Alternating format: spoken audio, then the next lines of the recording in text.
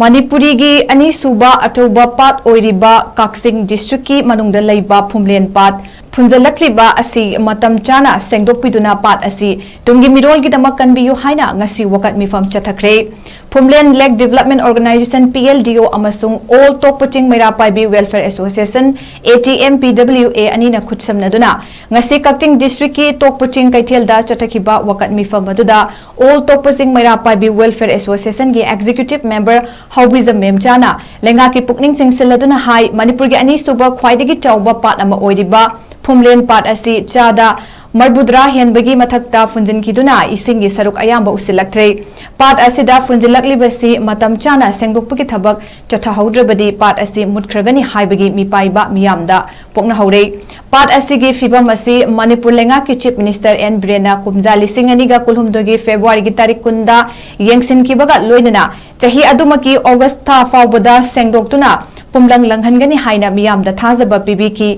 adubo Manipur thokliba kangluki irang asina maram oiraga Paat asi sengdokpiba ngamkhidrabasu Chief Minister N Brena Pumlen Paat sengdokpiduna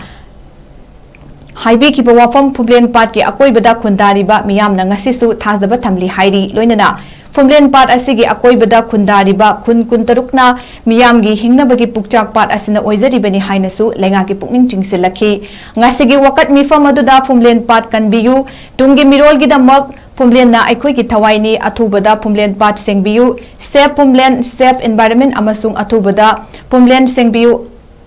haina iba placard sing paiki Manipur gi khwaidagi maruoiba part ama oiriba Pumlen Paat asigi akoiba da tariba mioi singi awaba si ubiraga Pumlen Paat asibu honorable CM na athubada mieng changbiu aduga loinana mafam asigi Paat asibu sengba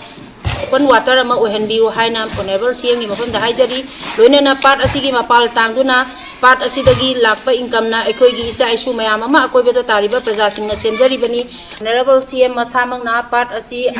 August paugi manungda open water ohenbigani haina thajaba thambirambado athubada praja ekoida ohenbiu haina Pumlen Paat ki akoiba da tariba praja ekoina honorable CM gi mafam da haijari